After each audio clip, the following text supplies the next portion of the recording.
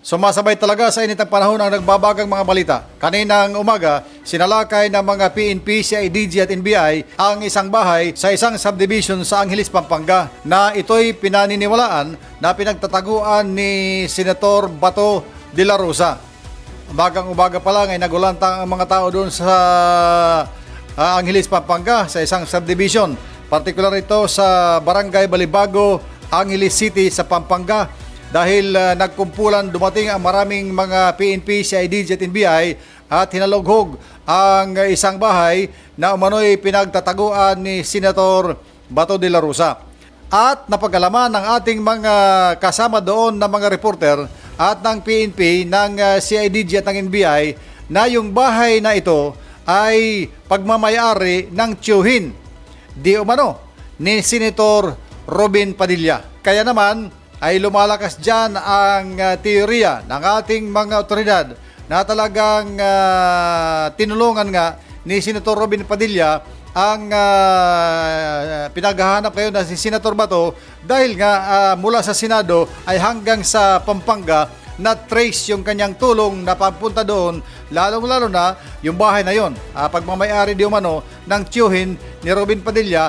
Kaya lumalakas naman ngayon ang kaso laban kay Senator Robin Padilla sa pamamagitan ng kasong obstruction to justice.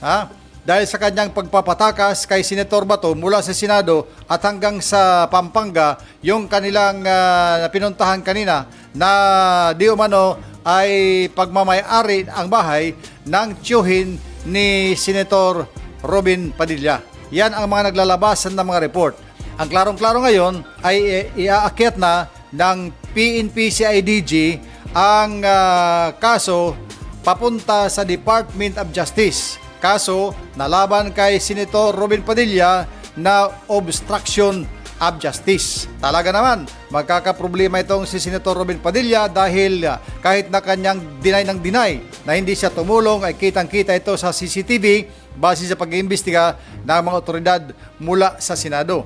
At ito pa, ayon sa CIDG, planadong-planado ang pagpapatakas kay Senator Ronald Bato de la Rosa at dawit dyan si Senator Robin Padilla at marami pang iba.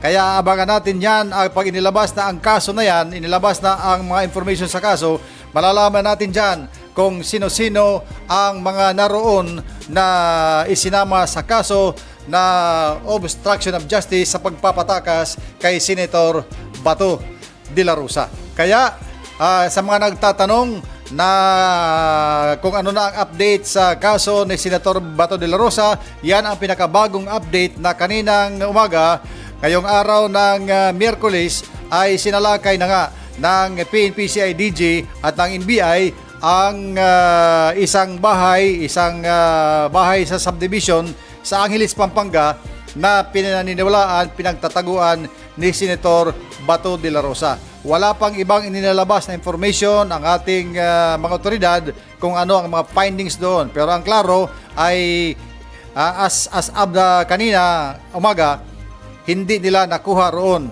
si Senator Bato de la Rosa.